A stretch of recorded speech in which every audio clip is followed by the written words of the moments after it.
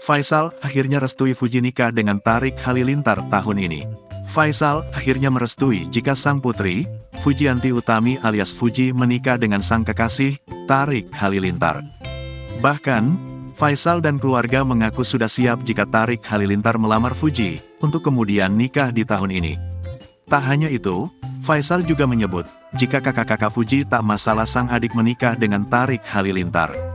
Padahal sebelumnya ayah mertua mendiang Vanessa Angel itu sempat keberatan bila anak bungsunya menikah muda.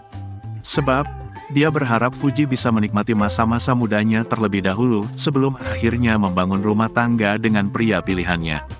Namun saat ramalan Fuji akan dinikahi Tarik Halilintar tahun ini beredar luas, Faisal mengaku siap menikahkan anaknya. Saya sih sudah tidak mempermasalahkan banget.